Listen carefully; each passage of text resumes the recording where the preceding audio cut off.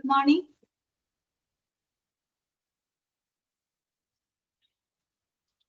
Okay, good morning.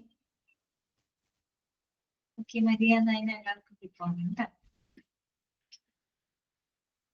അപ്പൊ നമുക്ക് ഇന്നൊരു പുതിയൊരു ചാപ്റ്റർ നമുക്ക് സ്റ്റാർട്ട് ചെയ്യാം കേട്ടോ.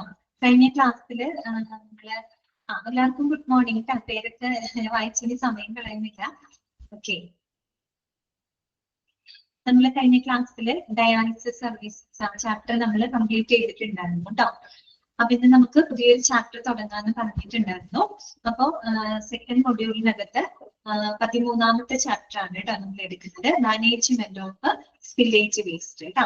Management of spillage waste. Okay, ആ ഒരു പേജ് നമ്പർ ഒന്ന് മെൻഷൻ ചെയ്യാമോ? അങ്ങനെയാണെങ്കിൽ എല്ലാവർക്കും എടുത്തു വെക്കാൻ എളുപ്പം ഉണ്ടായിരിക്കും. അല്ലെങ്കിൽ 79 ആണ് കേട്ടോ. 79 പേജ് എടുത്തു വെച്ചോളൂ. ആ ചാപ്റ്റർ ആണ് നമ്മൾ ഇന്ന് എടുക്കുന്നത് കേട്ടോ. ഓക്കെ, അപ്പൊ നമുക്ക് ക്ലാസ് തുടങ്ങാം. ഓൾ മ്യൂട്ട് ചെയ്യാണ് കേട്ടോ.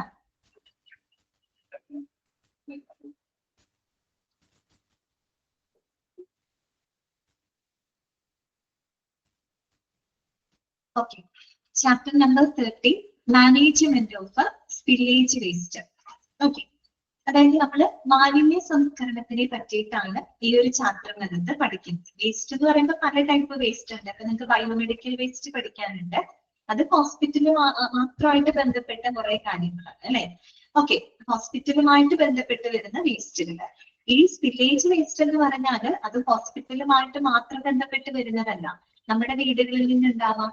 ഓക്കെ, അതുപോലെ ഹോസ്പിറ്റലിൽ നിന്നുണ്ടാവാം, ക്ലിനിക്കുകളിൽ നിന്നുണ്ടാവാം, ലബോറട്ടറി എന്നൊക്കെ പറയുമ്പോൾ പാർട്ട് ഓഫ് ഹോസ്പിറ്റൽ തന്നെയാണ്. ഓക്കെ, അപ്പൊ അത്തരത്തിലുള്ള സ്പില്ലേജ് വേസ്റ്റുകളുടെ മാനേജ്മെന്റിനെ പറ്റിയിട്ടാണ് നമ്മൾ ഈ ഒരു ചാപ്റ്ററിനകത്ത് പഠിക്കുന്നത്.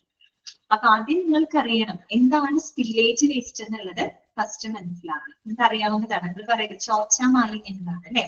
സ്പില്ലേജ് വേസ്റ്റ് എന്ന് പറഞ്ഞാൽ എന്താണ്? It is the waste that is generated from the accidental spirit അല്ലെ, or leaks of some substances അല്ലെ. അതായത് ചില സബ്സ്റ്റൻസുകളുടെ ലീക്ക് മൂലം അല്ലെങ്കിൽ ഈ പറയുന്ന ആക്സിഡന്റൽ ആയിട്ടുണ്ടാവുന്ന ചോർച്ചകളിലൂടെയൊക്കെ വരുന്ന വേസ്റ്റുകൾ, അതിനെയാണ് നമ്മുടെ സ്പില്ലേജ് വേസ്റ്റ് എന്ന് പറയുന്നത്. ഓക്കെ, ക്ലിയർ ആയല്ലോ? സ്പില്ലേജ് വേസ്റ്റ് എന്ന് പറഞ്ഞാൽ എന്താണ്? It is the waste that is generated from the accidental spills അല്ലെ. ആക്സിഡന്റൽ ആയിട്ട് സംഭവിക്കുന്ന ചില സ്പിൽസുകൾ, ചോർച്ചകളിലൂടെ, അല്ലെങ്കിൽ ലീക്സ് ഓഫ് സബ്സ്റ്റൻസ് ലൈക്ക് ഇപ്പൊ ഫ്ലൂയിഡ്സ് ആവാം, സോളിഡ്സ് ആവാം, കെമിക്കൽസ് ആവാം, അങ്ങനെയുള്ളതൊക്കെ ലീക്ക് വരുന്നതിലൂടെ വരുന്ന വേസ്റ്റുകൾ, ലീക്കായിട്ട് വരുന്ന വേസ്റ്റുകൾ, ചോർച്ചയിലൂടെ വരുന്ന വേസ്റ്റുകൾ, അതിനെയാണ് നമ്മൾ എന്ത് പറയുന്നത്? സ്പില്ലേജ് വേസ്റ്റ് എന്നതുകൊണ്ട് ഉദ്ദേശിക്കുന്നത്. ഓക്കെ, പിന്നെ നമ്മൾ പറഞ്ഞു സ്പില്ലേജ് വേസ്റ്റ് എന്ന് പറഞ്ഞാൽ അത് എവിടെ നിന്ന് വേണമെങ്കിലും ഉണ്ടാവാം. നമ്മുടെ വീടുകളിൽ നിന്ന് സംഭവിക്കാം അല്ലെ, ഹോസ്പിറ്റലിൽ ഉണ്ടാവാം, ക്ലിനിക്കുകളിൽ ഉണ്ടാവാം, ലബോറട്ടറിയിൽ നമുക്ക് ഈ പറയുന്ന സ്പില്ലേജ് വേസ്റ്റുകൾ ഉണ്ടാവാം.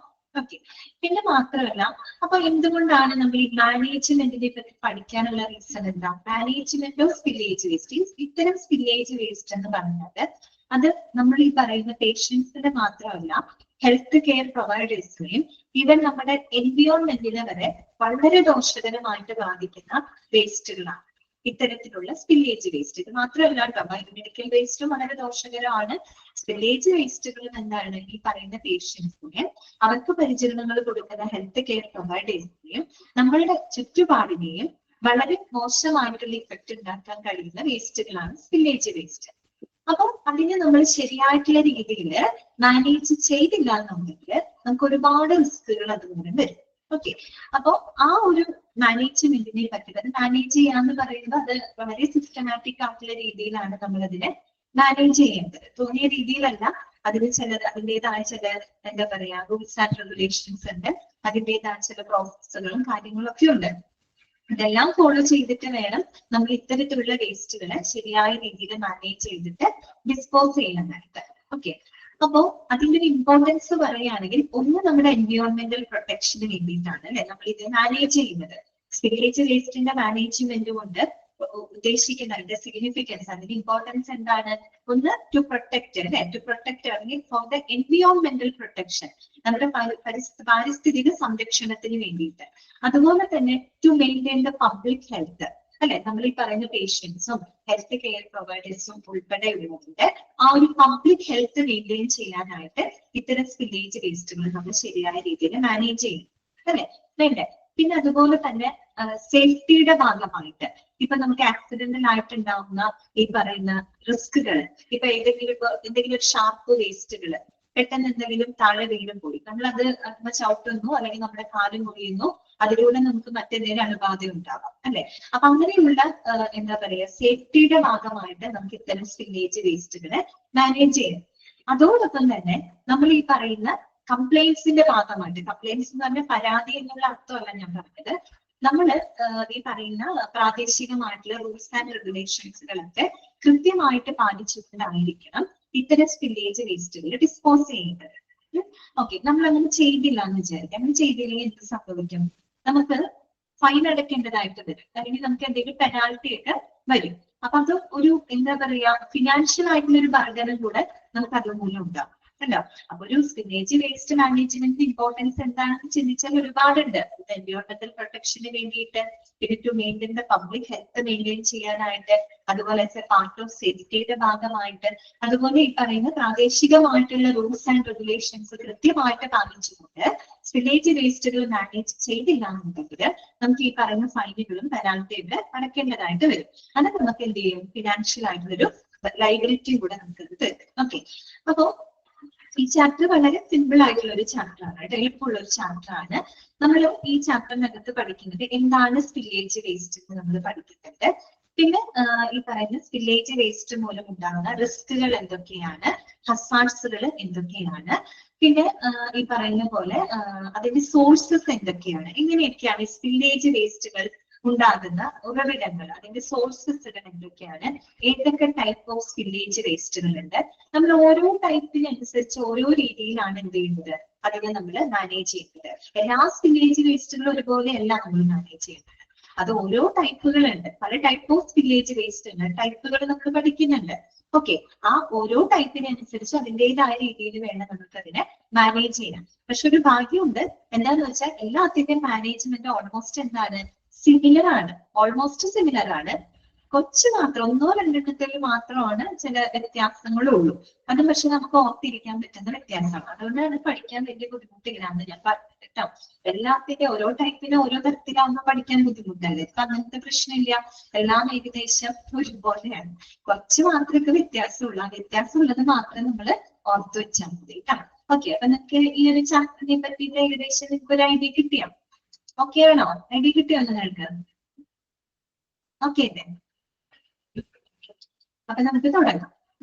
അപ്പൊ ഇൻട്രൊഡക്ഷൻ ആയിട്ട് കേട്ടോ. Chapter number 13 management of spillage waste. Introduction നമ്മൾ പറഞ്ഞ കാര്യങ്ങളൊക്കെ തന്നെയാണ് കേട്ടോ. ആദ്യം പറയുന്നത് എന്താണ് സ്പില്ലേജ് വേസ്റ്റ് എന്നാണ്. Any item or material that has spilled or leaked from its designated container or the place is referred to as a spillage waste. വേണമെങ്കിലൊന്ന് അണ്ടർലൈൻ ചെയ്ത് വെച്ചോ കേട്ടോ. എന്താണ് സ്പില്ലേജ് വേസ്റ്റ് എന്ന് പറഞ്ഞാൽ? It is an item or material, എന്തെങ്കിലും ഒരു item, അതിപ്പോ ലിക്വിഡ് ആവാം, സോളിഡ് ആവാം, എന്തെങ്കിലും കെമിക്കൽസ് ആവാം, മറ്റവർ മേബി എന്ത് വേണമെങ്കിലും. പക്ഷെ എന്താണ്? That has spilled or leaked from it's designated container or place.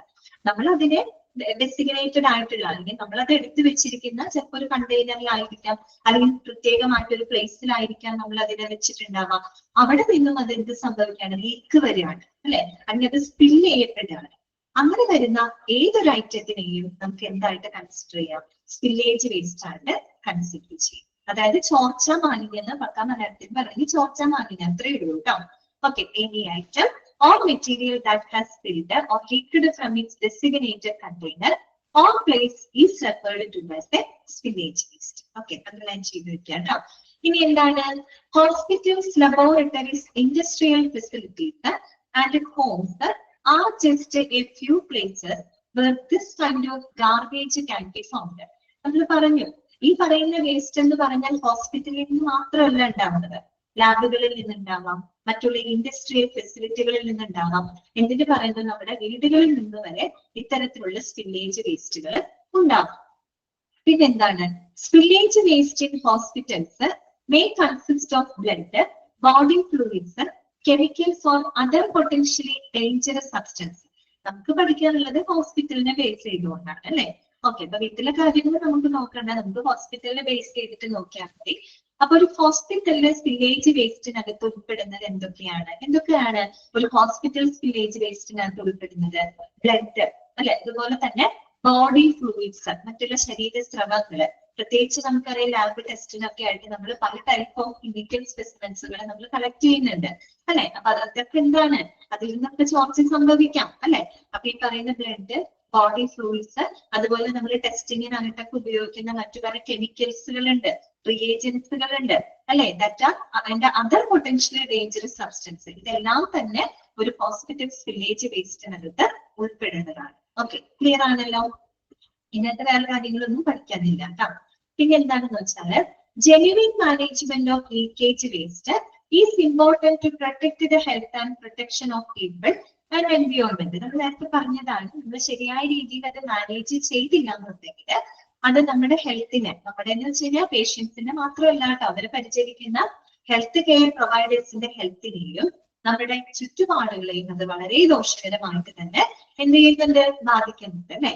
So in hospitals, leakage waste can cause a risk of infection to the healthcare workers and patients, as well as the prospects for the spread of disease. അല്ലെ, അത് മാത്രമല്ല നമ്മുടെ ആശുപത്രിയിലാണെങ്കിൽ അണുവ്യാപനത്തിന് കാരണമാവും അല്ലെ. ഈ പറയുന്ന blood, body fluids എന്നൊക്കെ പറഞ്ഞ ഇതൊക്കെ ഇൻഫെക്ടിയസ് ഏജൻസുകളെ ക്യാരി ചെയ്യുന്ന സ്പെസിമെൻസുകളാണ്.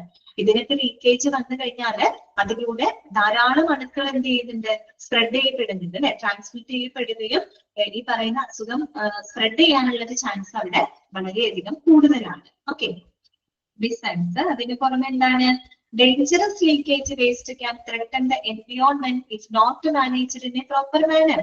നമ്മൾ ശരിയായിട്ടത് പ്രോപ്പറായിട്ട് നമ്മൾ ഡിസ്പോസ് ചെയ്തില്ല എന്നുണ്ടെങ്കിൽ നമ്മുടെ എൻവയോൺമെന്റിന് അത് വളരെ മോശമാണ്.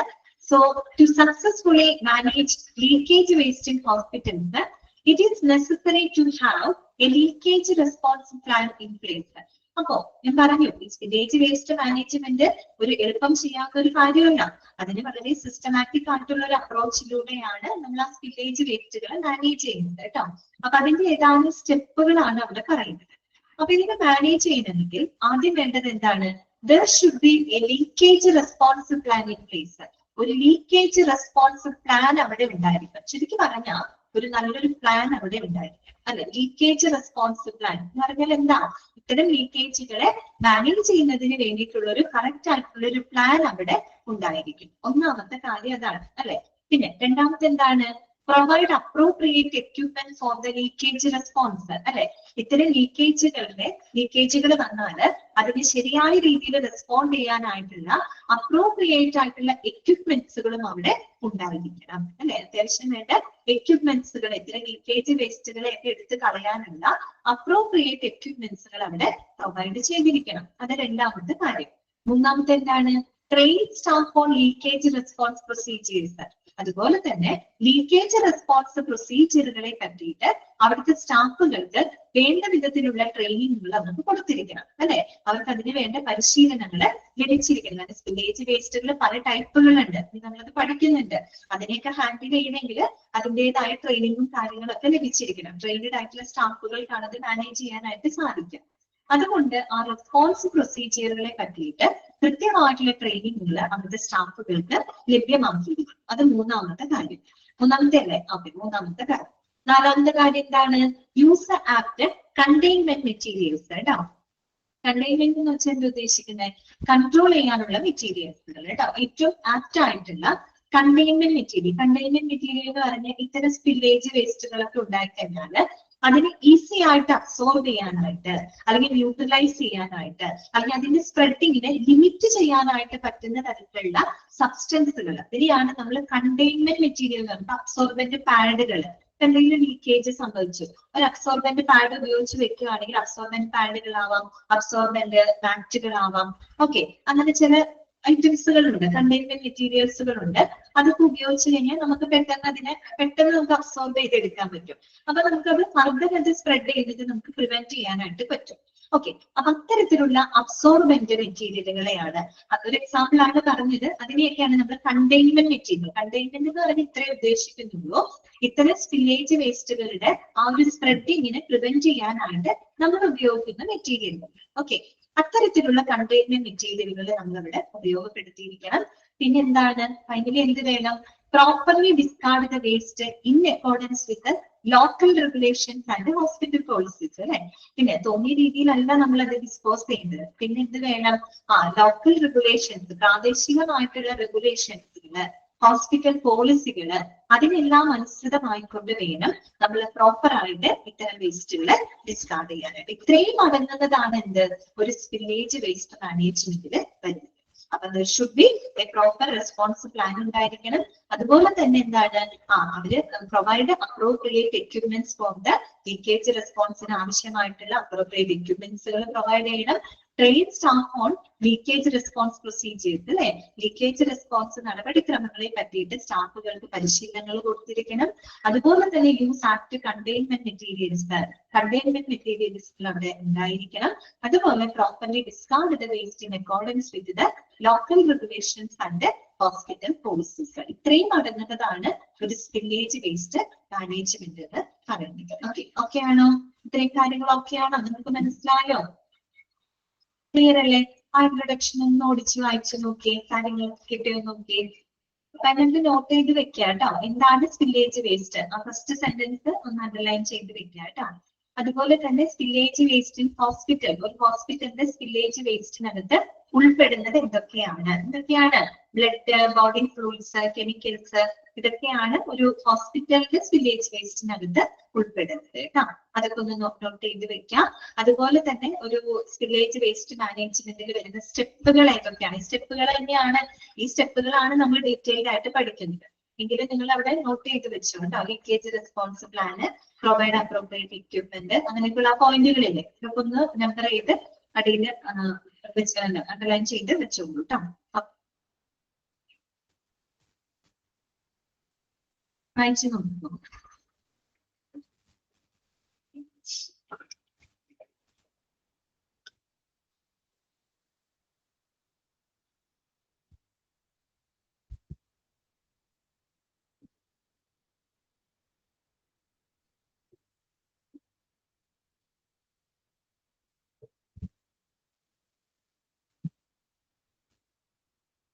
ഓക്കെ, ക്ലിയർ ആണല്ലോ? അടുത്ത ഭാഗത്തോട്ട് നോക്കാം കേട്ടോ. നെക്സ്റ്റ് നമുക്ക് പഠിക്കാനായിട്ടുള്ളത് risk and hazards associated with spillage waste. ഇത്തരം സ്പില്ലേജ് വേസ്റ്റുകളുമായിട്ട് ബന്ധപ്പെട്ടുണ്ടാകുന്ന റിസ്കുകള്, ഹസാർഡ്സുകള് എന്തൊക്കെയാണെന്ന് നോക്കാം. അതൊക്കെ പോയിന്റുകളാണ്. ആ പോയിന്റുകളൊക്കെ നോട്ട് ചെയ്ത് വെക്കുക. പോയിന്റ് മാത്രം പഠിച്ചാൽ മതി കേട്ടോ.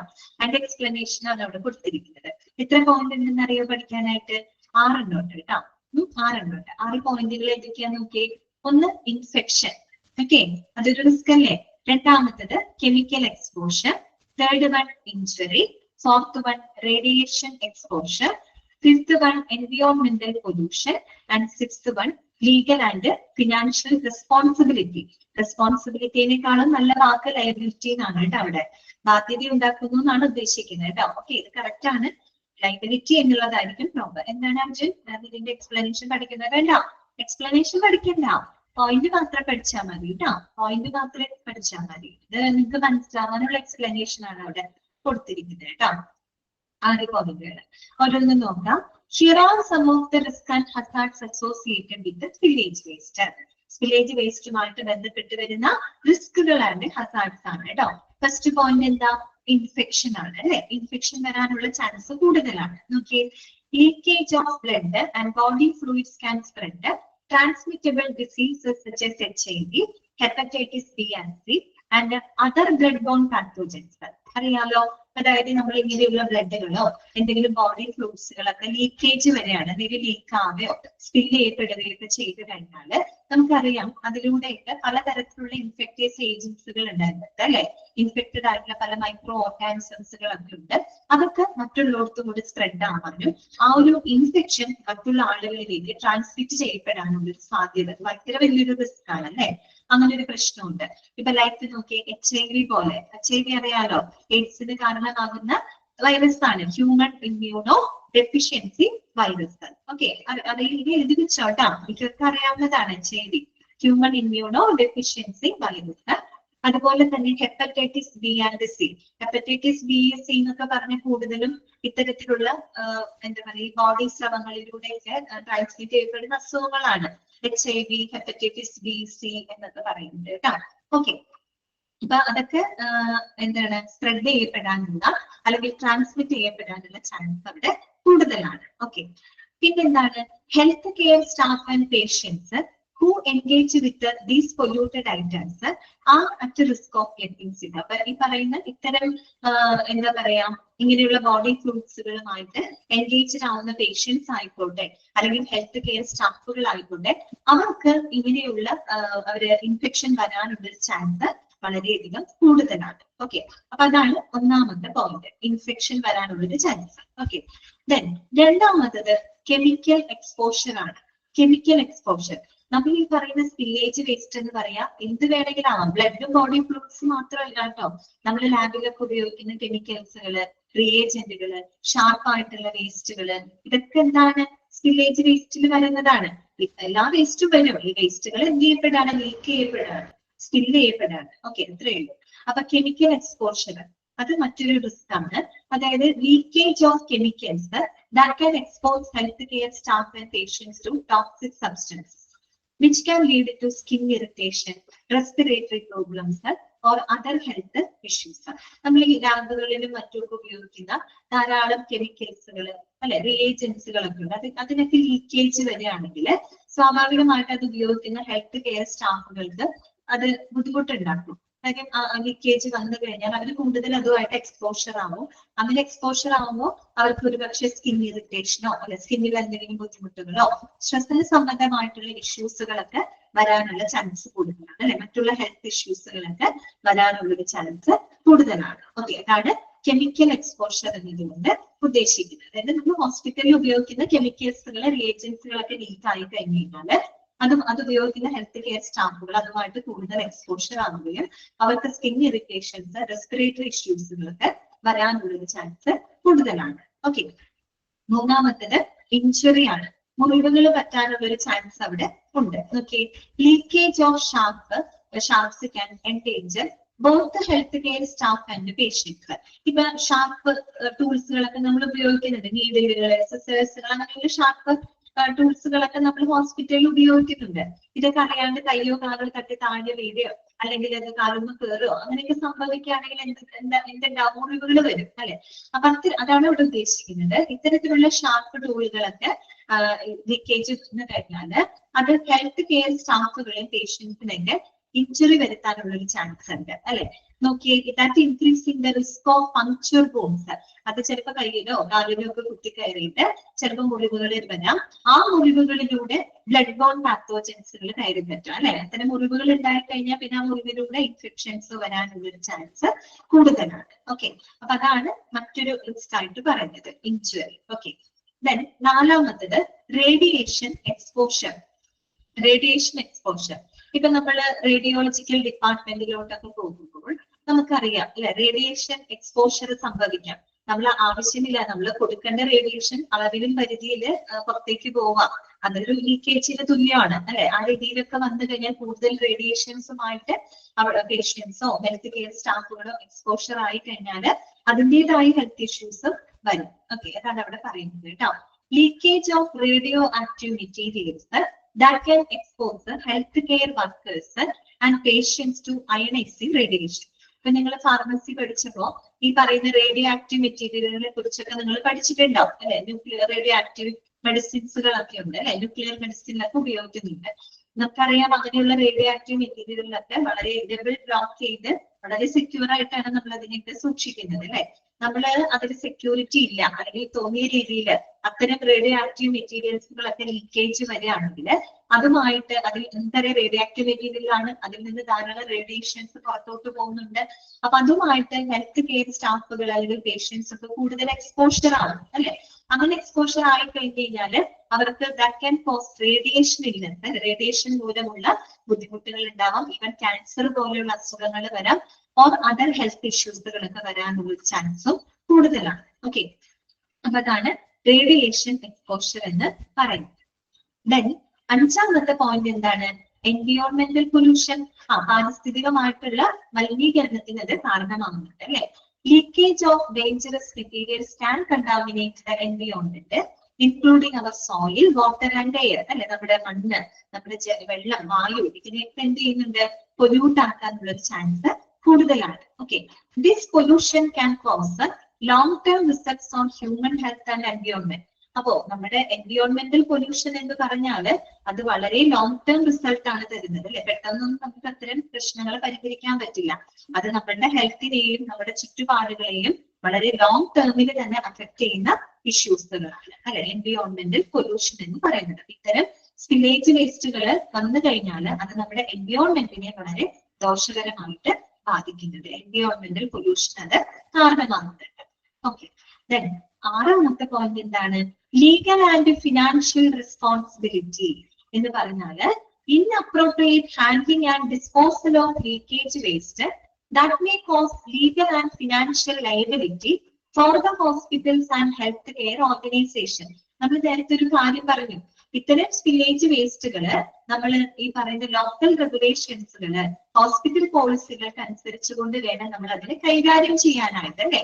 അങ്ങനെ കൈകാര്യം ചെയ്തില്ല എന്നുണ്ടെങ്കിൽ നമുക്ക് ഫൈൻ അടയ്ക്കേണ്ടി വരും, പെനാൽറ്റി വരും. അപ്പൊ എന്താണ്? അത് ലീഗൽ ആൻഡ് ഫിനാൻഷ്യൽ ലയബിലിറ്റിക്ക് കാരണമാവും അല്ലെ, ബാധ്യതയ്ക്ക് കാരണമാകും. ഹോസ്പിറ്റലിന് മാത്രമല്ല, ഹോസ്പിറ്റലിന് പോലെയുള്ള മറ്റു പല ഹെൽത്ത് കെയർ ഓർഗനൈസേഷൻസിനും അത് നിയമപരമായിട്ടും സാമ്പത്തികമായിട്ടുള്ള ബാധ്യതകൾക്ക് കാരണമാവുകയും ചെയ്യും. ഓക്കെ, ക്ലിയർ ആയോ? പറഞ്ഞ റിസ്കുകളൊക്കെ മനസ്സിലായോ നിങ്ങൾക്ക്? Infection, chemical exposure, injury, radiation exposure, എൻവിയോൺമെന്റൽ pollution and legal and financial responsibility. Okay, ഒന്ന് വായിച്ചു നോക്കിക്കോട്ടോ. അത് ജസ്റ്റ് ഒന്ന് വായിച്ചു നോക്കാം.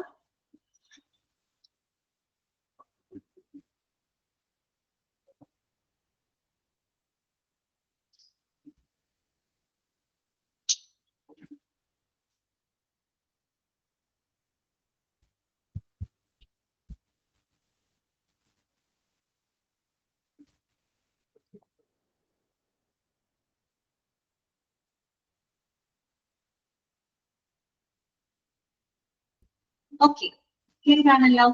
നെക്സ്റ്റ് നമുക്ക് നോക്കാനുള്ളത് sources of leakage waste in hospital. കേട്ടോ, ഒരു ഹോസ്പിറ്റലിൽ ഇത്തരം ലീക്കേജ് വേസ്റ്റുകളുടെ സോഴ്സസുകൾ എന്തൊക്കെയാണ്? ഏതൊക്കെ സോഴ്സുകളിലൂടെയാണ് ഇത്തരത്തിലുള്ള വേസ്റ്റുകൾ ജനറേറ്റ് ചെയ്യുന്നത്? കേട്ടോ, നോക്കാം. അതും പോയിന്റുകൾ ഇമ്പോർട്ടന്റ് ആണ് കേട്ടോ. നോക്കാം. Leakage waste can come from several sources in hospitals. Here are some examples of possible sources of leakage waste in hospital. ഇതൊക്കെ സോഴ്സുകളാണ്. 6 സോഴ്സുകൾ അവിടെ കൊടുത്തിട്ടുണ്ട്. 6 ഇമ്പോർട്ടന്റ് ആണ്. ഫസ്റ്റ് വൺ, മെഡിക്കൽ പ്രൊസീജിയേഴ്സ് അല്ലെ. പല വിധത്തിലുള്ള മെഡിക്കൽ നടപടിക്രമങ്ങളുടെ ഭാഗമായിട്ട് ലീക്കേജ് വരാം. ഇത്തരം ലീക്കേജ്, സ്പില്ലേജ് വേസ്റ്റുകൾ, ലീക്കേജ് വേസ്റ്റുകൾ വരാം. അതുപോലെ തന്നെ ലബോറട്ടറി ടെസ്റ്റിംഗ്, പിന്നെ പേഷ്യന്റ് കെയർ, രോഗി പരിചരണത്തിന്റെ ഭാഗമായിട്ടും ഇത്തരത്തിൽ വേസ്റ്റുകൾ ലീക്ക് ചെയ്യപ്പെടാം അല്ലെ. പിന്നെന്താണ്? Handling and disposal of medical വേസ്റ്റുകൾ അല്ലെ. മെഡിക്കൽ വേസ്റ്റുകൾ നമ്മൾ കൈകാര്യം ചെയ്യുമ്പോഴും അത് ഡിസ്പോസ് ചെയ്യപ്പെടുമ്പോഴും അവിടെ നിന്ന് ലീക്ക് ഉണ്ടാവാനുള്ള ചാൻസ് ഉണ്ട് അല്ലെ.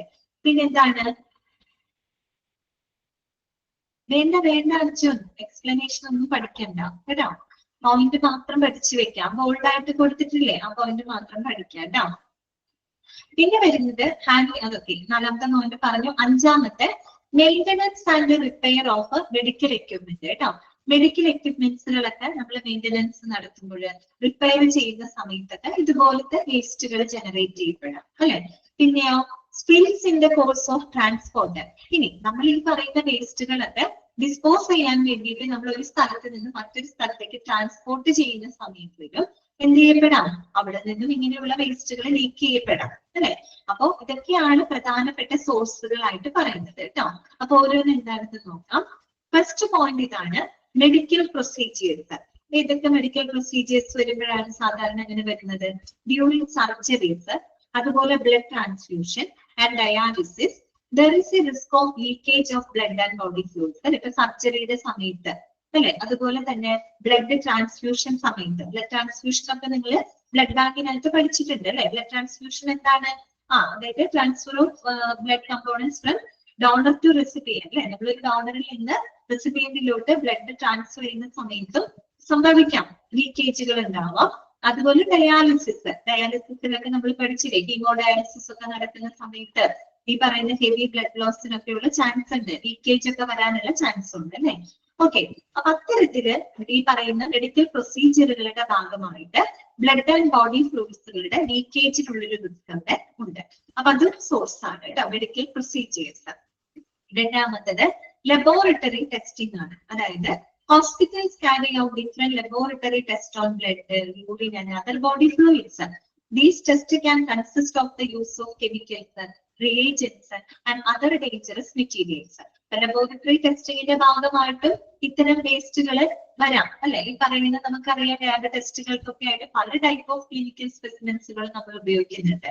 അതിനായിട്ട് നമ്മൾ ടെസ്റ്റിംഗിന്റെ ഭാഗമായിട്ട് ധാരാളം കെമിക്കൽസുകൾ, റിയേജൻസുകളൊക്കെ ഉപയോഗിക്കുമ്പോൾ അവിടെയും ഇത്തരം ലീക്കേജുകൾ വരാനുള്ള ഒരു ചാൻസ് ഉണ്ട് ലബോറട്ടറി ടെസ്റ്റിംഗ് അല്ലെ. മൂന്നാമത്തേത് പേഷ്യന്റ് കെയർ. അതായത് in the course of patient care activities such as changing bed linens, clearing bed pans, or helping with the personal cleanliness, there is a risk of leakage of blood, body fluids and other materials. Reagent എന്ന് പറഞ്ഞാൽ എന്താണ്? Chemicals and reagent. നമ്മൾ അതിനകത്തൊക്കെ ചേർക്കുന്ന chemical സബ്സ്റ്റൻസുകളെയാണ് reagent എന്ന് പറയുന്നത് കേട്ടോ. ഇപ്പൊ ഞാൻ പറയട്ടെ, നമ്മള് ബ്ലഡ് ബാങ്ക് പഠിച്ചില്ലേ, നമ്മള് ബ്ലഡ് കളക്ട് ചെയ്ത് വെക്കുമ്പോ ബ്ലഡ് ബാങ്കിനകത്ത് കളക്ട് ചെയ്ത് വെക്കുമ്പോൾ അത് കട്ട പിടിക്കാതിരിക്കാനായിട്ട് നമ്മളൊരു റിയേജന്റ് അതിനകത്ത് ചേർക്കുന്നുണ്ട്.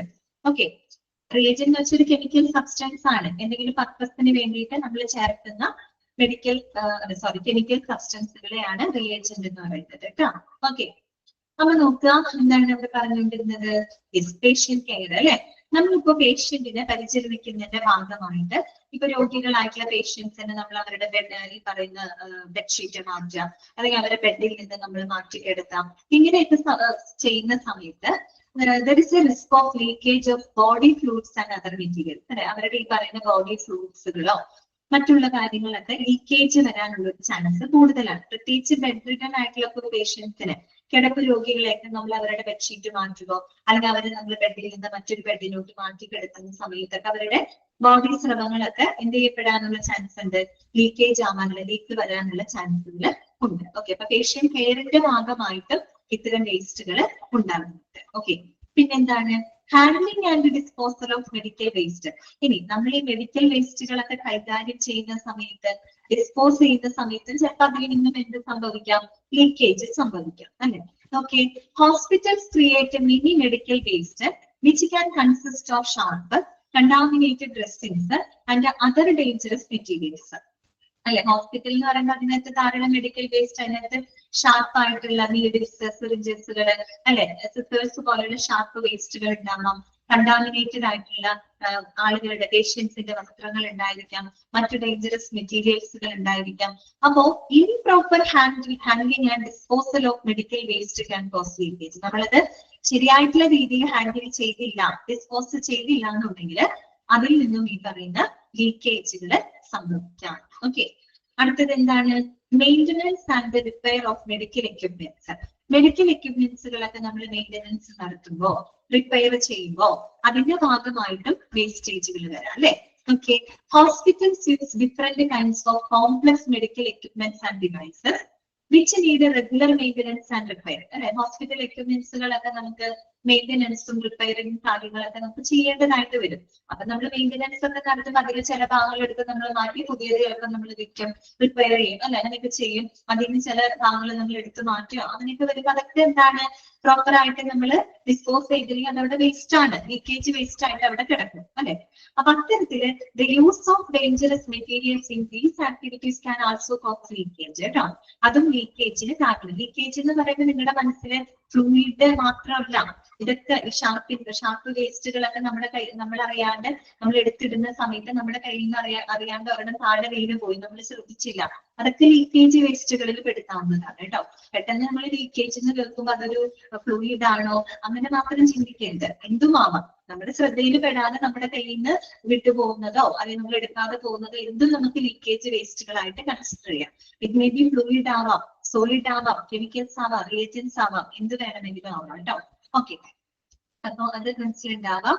പിന്നെ വരുന്നത് ലാസ്റ്റ് നമ്മൾ പറഞ്ഞ point space in the course of transport അല്ലെ. നമ്മൾ ഇത്തരം വേസ്റ്റുകൾ ഒരു സ്ഥലത്ത് നിന്ന് മറ്റൊരു സ്ഥലത്തേക്ക് ട്രാൻസ്പോർട്ട് ചെയ്ത് കൊണ്ടുപോകുന്ന സമയത്ത് ലീക്കേജ് വരില്ലേ, അതാണ് പറയുന്നത് കേട്ടോ. In the course of transporting medical waste, laboratory samples and other dangerous materials within the hospital or to an off site facility there is a risk of leakage. ഇപ്പൊ നമ്മൾ ഹോസ്പിറ്റലിനകത്ത് തന്നെ നമ്മൾ ഇത്തരത്തിലുള്ള ലാബ് സാമ്പിളുകളോ മറ്റുള്ള ഡേഞ്ചറസ് മെറ്റീരിയലുകളോ ഷിഫ്റ്റ് ചെയ്യുന്ന സമയത്തോ, അല്ലെങ്കിൽ of site facility എന്ന് പറഞ്ഞാൽ facility away from the hospital, ഹോസ്പിറ്റലിൽ നിന്നും പുറത്തുള്ള മറ്റുള്ള ഫെസിലിറ്റികളൊക്കെ ഉണ്ടല്ലോ, അങ്ങനെയുള്ളിടത്തൊക്കെ നമ്മൾ ഇത്തരം വേസ്റ്റുകൾ കൊണ്ടുപോകുന്ന സമയത്ത് there is a risk of leakage. അവിടെ ഈ പറയുന്ന ലീക്കേജിനുള്ള റിസ്ക് ഉണ്ട്. ഓക്കെ, ക്ലിയർ ആയോ? ഇതാണ് പ്രധാനപ്പെട്ട സോഴ്സുകൾ കേട്ടോ. ആ സോഴ്സുകളൊക്കെ ഒന്ന് ഓർത്തു വെക്കാൻ. മെഡിക്കൽ പ്രൊസീജിയറുകള്, ലബോറട്ടറി ടെസ്റ്റിങ്ങുകൾ, പേഷ്യന്റ് കെയറിന്റെ ഭാഗമായിട്ടും വേസ്റ്റുകൾ ഉണ്ടാവുന്നുണ്ട്. Handling and disposal of medical waste, maintenance and repair of medical equipment and skills in the course of the transport. Okay, clear? Okay അല്ലേ?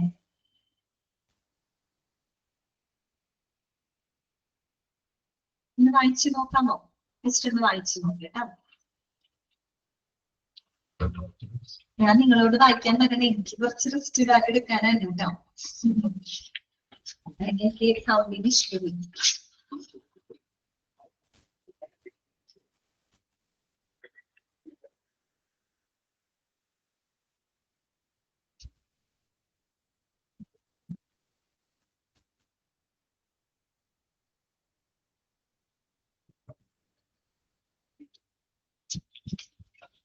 ഓക്കെ,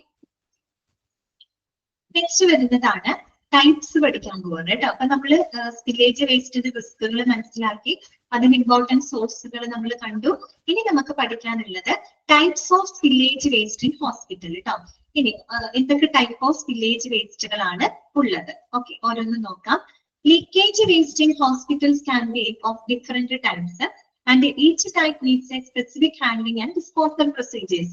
അതായത് ഓരോ സ്പില്ലേജ് വേസ്റ്റിനും ഓരോ ടൈപ്പിനനുസരിച്ച് അതിൻ്റെതായ രീതിയിൽ വേണം നമ്മൾ അതിനെ ഹാൻഡിൽ ചെയ്യാനായിട്ട്, ഹാൻഡിൽ ചെയ്യാനും ഡിസ്പോസ് ചെയ്യാനും. ഓക്കെ, ഏതൊക്കെ ടൈപ്പുകളാണ്? ഫസ്റ്റ് വൺ വരുന്നത് നോക്കി, ബ്ലഡ് ആൻഡ് ബോഡി ഫ്ലൂയിഡ്സ്. നേരത്തെ പറഞ്ഞിരുന്നു അല്ലെ, ബ്ലഡ് ആൻഡ് ബോഡി ഫ്ലൂയിഡ്സ്. പിന്നെ കെമിക്കൽസ്, നമ്മൾ ഈ ലാബ് ടെസ്റ്റുകളിലൊക്കെ ഉപയോഗിക്കുന്ന കെമിക്കൽസുകള്, റിയേജൻസുകള് അല്ലെ, മെഡിക്കൽ ട്രീറ്റ്മെന്റിന്റെ ഒക്കെ ഭാഗമായിട്ട് നമ്മൾ ഉപയോഗിക്കുന്നുണ്ട് അല്ലെ. ഓക്കെ, അത്തരം കെമിക്കൽസുകള്.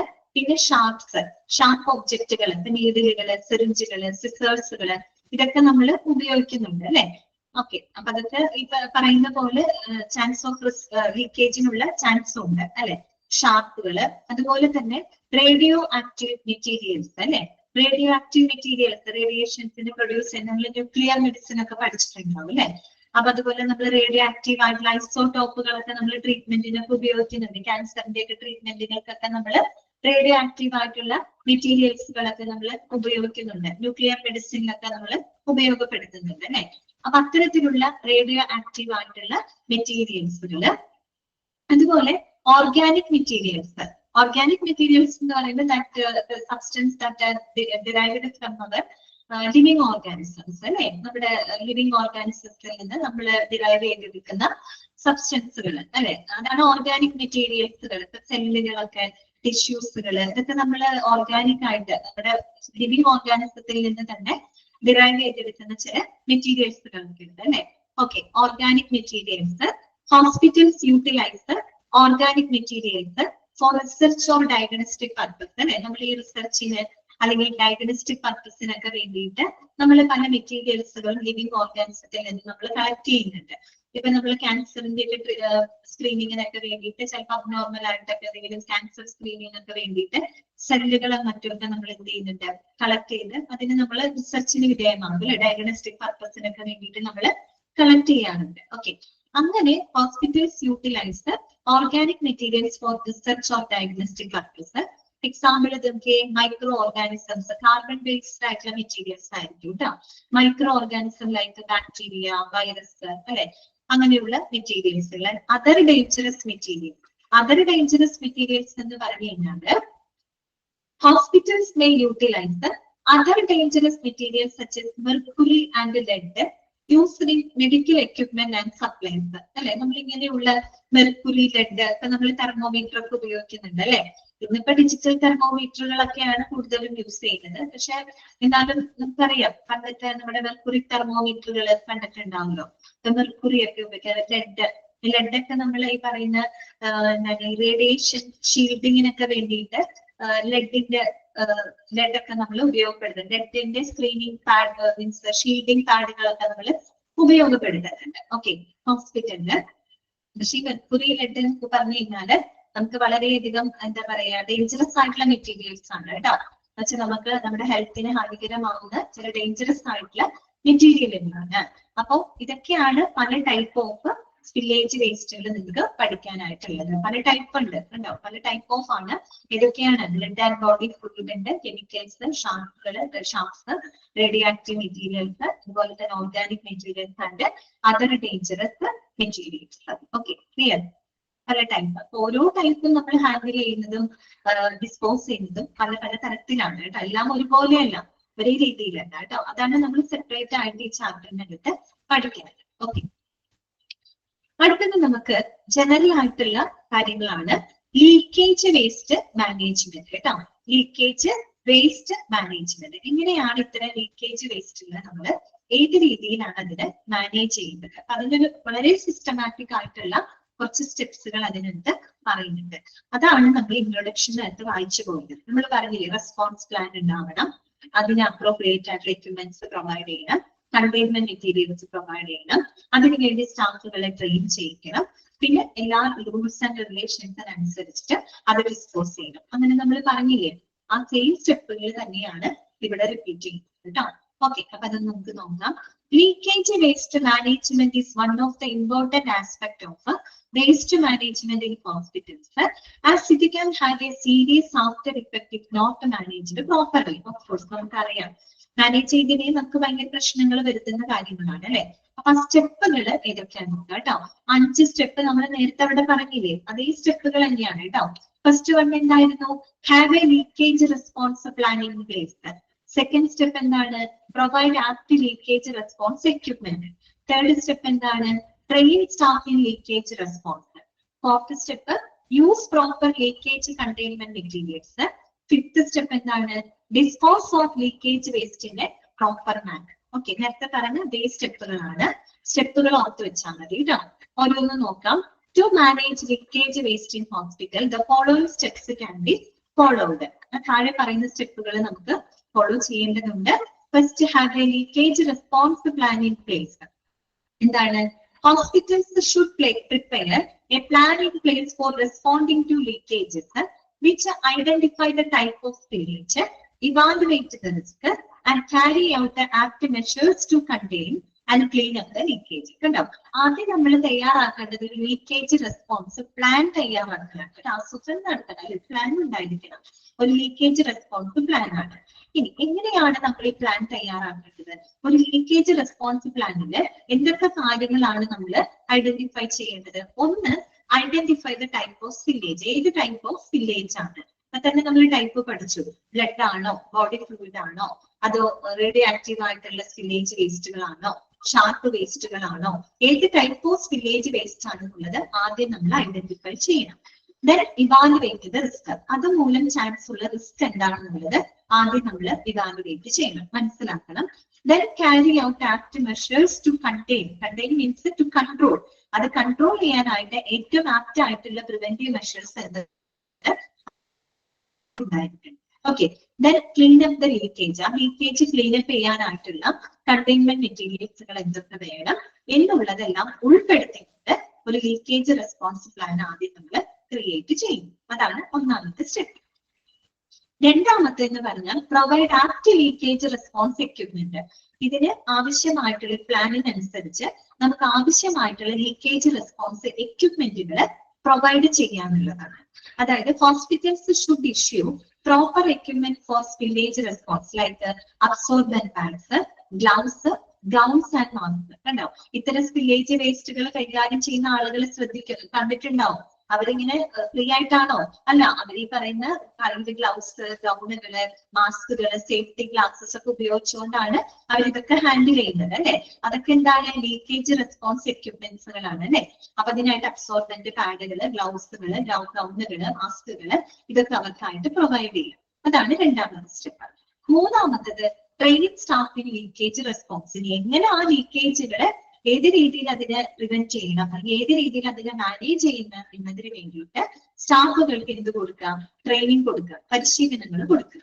അതായത് all hospital staff should be given training on how to respond to leakage and how to use leakage response equipment. അല്ലെ, ആ ലീക്കേജിനോട് എങ്ങനെ റെസ്പോണ്ട് ചെയ്യണം അല്ലെ, അതുപോലെ തന്നെ ആ ലീക്കേജ് റെസ്പോൺസ് എക്യുപ്മെന്റുകൾ എങ്ങനെ ഉപയോഗപ്പെടുത്തണം എന്നതിനെ പറ്റിയിട്ട് ആ സ്റ്റാഫുകൾക്ക് വേണ്ട ട്രെയിനിങ് കൊടുക്കണം, പരിശീലനങ്ങൾ പ്രൊവൈഡ് ചെയ്യണം. അത് മൂന്നാമത്തെ സ്റ്റെപ്പ്.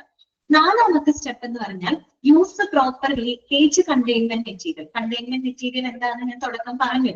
എന്താണത്? These are the materials that used to neutralize or absorb the leakage waste. Leakage വേസ്റ്റുകളൊക്കെ അബ്സോർബ് ചെയ്യാനും അതിന്റെ ഇഫക്റ്റിനെ ന്യൂട്രലൈസ് ചെയ്യാനും അതിന്റെ സ്പ്രെഡിങ്ങിനെ ലിമിറ്റ് ചെയ്യാനൊക്കെ ആയിട്ട് നമ്മൾ ഉപയോഗിക്കുന്ന മെറ്റീരിയലുകൾ, അതിനെയാണ് നമ്മൾ കണ്ടെയ്ൻമെന്റ് മെറ്റീരിയൽ എന്ന് പറയുന്നത് കേട്ടോ. അത് ശരിയായ രീതിയിൽ ഉപയോഗിക്കാം. നോക്കാം, leakage containment refers to the, underline ചെയ്ത് വെക്കാം, what is meant by leakage containment. സ്ക്രീനിൽ കാണുന്നില്ലേ? നിങ്ങൾക്ക് സ്ക്രീൻ കാണാൻ പറ്റുന്നില്ലേ? പിന്നെന്താണ് സ്ക്രീനിലൊന്നും കാണുന്നില്ല എന്ന് പറയുന്നത്? Okay, use proper leakage containment material കേട്ടോ. അതായത് ലീക്കേജ് കണ്ടെയ്ൻമെന്റ് എന്ന് പറഞ്ഞാൽ എന്താണ്? Leakage containment refers to the process in which spillage or leakage of a liquid or other dangerous material is kept within a blockade. Blockade means നമ്മൾ അതിനെ limit ചെയ്യാന്നുള്ള അർത്ഥം കേട്ടോ. അതായത് ആ ഒരു സ്പില്ലേജ് വേസ്റ്റുകൾ ഫർദർ അത് സ്പ്രെഡ് ആവുന്നതിൽ നിന്ന് നമ്മൾ എന്ത് ചെയ്യാണ്? അവിടെ ഒരു ബ്ലോക്കേജ് ക്രിയേറ്റ് ചെയ്യാണ് അല്ലെ. ആ ഒരു പ്രോസസ്സിനെ, അതിനെയാണ് നമ്മൾ കണ്ടെയ്ൻമെന്റ് എന്നതുകൊണ്ട് ഉദ്ദേശിക്കുന്നത് കേട്ടോ. ഓക്കെ, അതിനായിട്ട് നമ്മൾ അബ്സോർബന്റ് പാഡുകൾ, അബ്സോർബന്റ് മാറ്റുകൾ ഒക്കെ നമുക്ക് ഉപയോഗിക്കാവുന്നതാണ്. That means spill containment actually stopping and preventing a spill from spreading. അതെ, ഒരു സ്പില്ലിനെ അത് കൂടുതൽ സ്പ്രെഡ് ആവുന്നതിൽ നിന്നും പ്രിവെന്റ് ചെയ്യുക അല്ലെങ്കിൽ സ്റ്റോപ്പ് ചെയ്യുക എന്നുള്ളതാണ് കണ്ടെയ്ൻമെന്റ് എന്നതുകൊണ്ട് ഉദ്ദേശിക്കുന്നത്. ആ വാക്ക് ഇമ്പോർട്ടന്റ് ആണ്. കാര്യം ഇനി നമ്മൾ പറയുന്ന പല ഭാഗങ്ങളിലും കണ്ടെയ്ൻമെന്റ് എന്ന് നമ്മൾ ഉപയോഗിക്കുന്നുണ്ട്. ആ സമയത്ത് എന്താണെന്ന് നിങ്ങൾക്ക് തോന്നരുത്. കണ്ടെയ്ൻമെന്റ് എന്ന് പറഞ്ഞു കഴിഞ്ഞാൽ എന്താണ്? ഒരു സ്പില്ല്, ഒരു വേസ്റ്റ് നമ്മൾ അത് കൂടുതൽ സ്പ്രെഡ് ആവുന്നതിൽ നിന്നും പ്രിവെന്റ് ചെയ്യുന്ന ആ ഒരു പ്രോസസ്സിനെയാണ് നമ്മൾ കണ്ടെയ്ൻമെന്റ് എന്നതുകൊണ്ട് ഉദ്ദേശിക്കുന്നത് കേട്ടോ. ഓക്കെ, അഞ്ചാമത്തത് ഡിസ്പോസ് ഓഫ് ലീക്കേജ് വേസ്റ്റിന്റെ പ്രോപ്പർ മാനർ.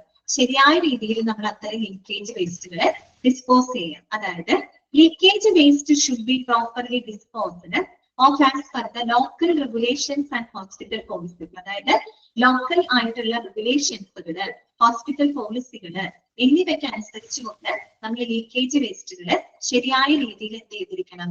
ഡിസ്പോസ് ചെയ്തിരിക്കണം. ഓക്കെ, ഇത്രയുമാണ് ഒരു ലീക്കേജ് വേസ്റ്റ് മാനേജ്മെന്റിനകത്ത് വരുന്ന സ്റ്റെപ്പുകൾ. ഓക്കെ, 5 സ്റ്റെപ്പുകളും ക്ലിയർ ആണോ നിങ്ങൾക്ക്?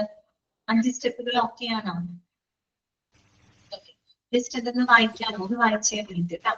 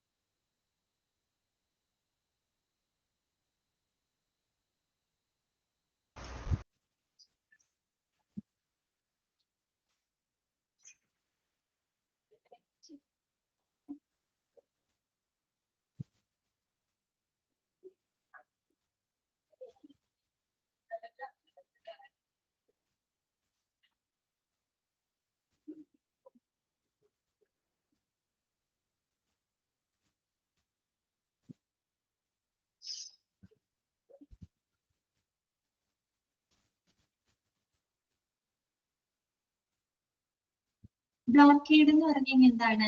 ലിമിറ്റ് ചെയ്യാന്നുള്ള അർത്ഥം കേട്ടോ. ബ്ലോക്ക് ചെയ്യാന്ന് വെച്ചാൽ എന്താ? സ്റ്റോപ്പ് ചെയ്യാം. ഒരു സ്പില്ലേജ് വേസ്റ്റ് അത് ഫർദർ അത് സ്പ്രെഡ് ആവരുത്, വ്യാപിക്കരുത്.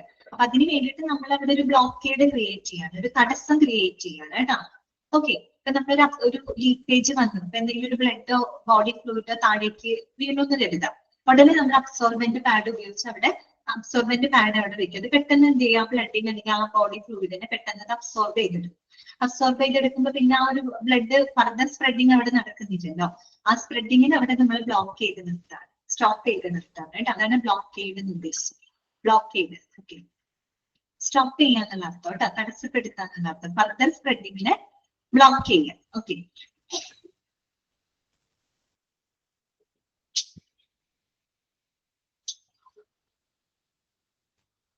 ഇനി നമുക്ക്, അപ്പൊ ഇതാണ് ജനറൽ ആയിട്ടുള്ള കാര്യങ്ങളാണ് ഇതുവരെ നമ്മൾ പഠിച്ചത് കേട്ടോ.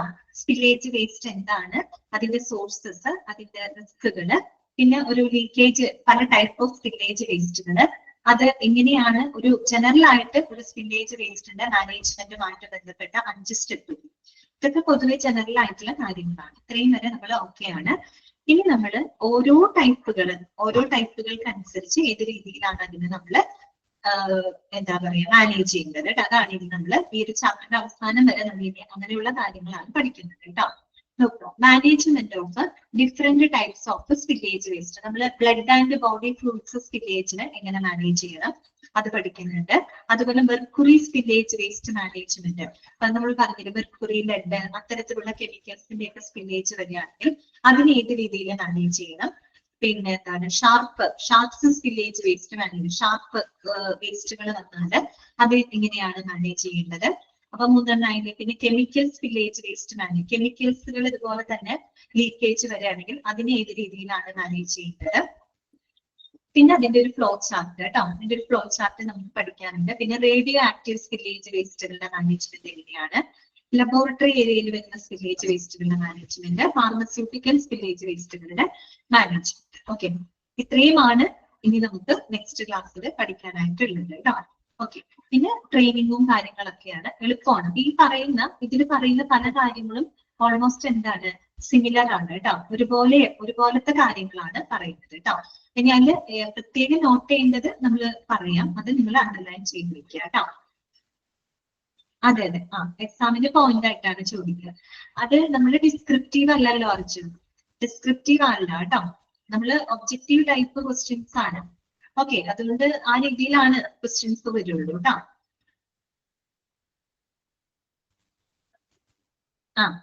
മോഡ് 1 ഔട്ട് ആവാം. ഒബ്ജക്റ്റീവ് ടൈപ്പ് ക്വസ്റ്റ്യൻസിന്റെ ഒക്കെ എക്സാം അറ്റൻഡ് ചെയ്തിട്ടില്ല അർജുൻ, കണ്ടിട്ടുണ്ടാവുമല്ലോ, അതേപോലെയാണ് കേട്ടോ. ഓക്കെ, എന്തായാലും ഇത് കഴിയുമ്പോൾ നിങ്ങൾക്ക് ഒരു എക്സാം വരുമല്ലോ, ഒരു മൊഡ്യൂൾ എക്സാം വരുമല്ലോ. അപ്പൊ ആ ഒരു മൊഡ്യൂൾ എക്സാമോട് കൂടി നിങ്ങൾക്ക് ഏകദേശം ഒരു ഐഡിയയും കാര്യങ്ങളൊക്കെ കിട്ടും കേട്ടോ. ഓക്കെ, അപ്പൊ ഒരു കാര്യം ചെയ്യാം, നമുക്ക് ഇന്നത്തെ ക്ലാസ് എന്തായാലും വൈകിട്ട് ചെയ്യാം. ഇനി നമുക്ക് നെക്സ്റ്റ് ക്ലാസ്സിൽ ഓരോന്നിന്റെ മാനേജ്മെന്റ് എങ്ങനെയാണെന്നുള്ളത് നമുക്ക് നെക്സ്റ്റ് ക്ലാസ്സുകളിലായിട്ട് പഠിക്കാം കേട്ടോ. അപ്പൊ അൺമ്യൂട്ട് ചെയ്യാണ്. എന്തെങ്കിലും ഡൗട്ടുകൾ ഇന്നത്തെ ക്ലാസ്സിൽ ഉണ്ടെങ്കിൽ ചോദിക്കാം കേട്ടോ.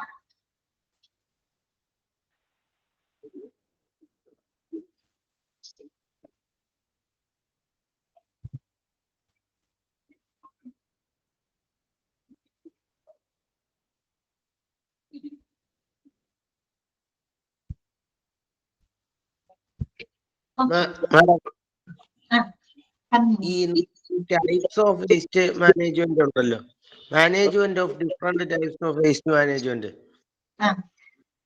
അപ്പൊ അതിലെ ക്വസ്റ്റ്യൻസ്, അപ്പൊ അതിൽ ഇതെല്ലാം പോയിന്റ്സ് ആയിട്ടാണല്ലോ. അതിൽ ചില പോയിന്റുകൾ വരുന്നുണ്ട് അച്ഛൻ, നമ്മളത് വായിക്കുമ്പോൾ പോയിന്റുകൾ വരും. അപ്പൊ അത് പോയിന്റ് ആയിട്ട് തന്നെ ചോദിക്കുന്നു കേട്ടോ. അല്ല, അപ്പൊ അത് പോയിന്റ് ആയിട്ട് ചോദിച്ചിട്ട് ചിലപ്പോ അപ്പുറത്തെ ഇതിൽ നിന്നൊക്കെ എടുത്തിടുമായിരിക്കും അല്ലേ, അപ്പുറത്തെ പോയിന്റ് ഒക്കെ ഇതിനകത്ത് എടുത്തിട്ട് അങ്ങനെയൊക്കെ ആയിരിക്കും അല്ലേ ചോദിക്കുന്നത്. അതെ,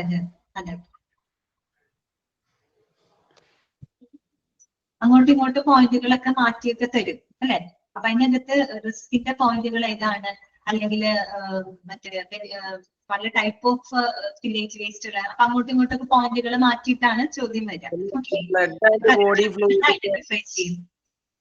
അങ്ങനെ അല്ല, അപ്പൊ ബ്ലഡ് ആൻഡ് ബോഡി ഫ്ലൂയിഡ് സ്പില്ലേജിന്റെ പോയിന്റാ ചോദിക്കുന്നെങ്കിൽ ചിലപ്പോ മെർക്കുറി സ്പില്ലേജിന്ന് കുറച്ചെടുത്തിട്ട് അതെ, അങ്ങനെയൊക്കെ തരും, അങ്ങനെയൊക്കെ മാറ്റി മറിച്ചൊക്കെ തരും. ഓക്കെ, ചിലപ്പോ ഓട് വന്നല്ലേ, അതുപോലെയൊക്കെ തരും. ഓക്കെ,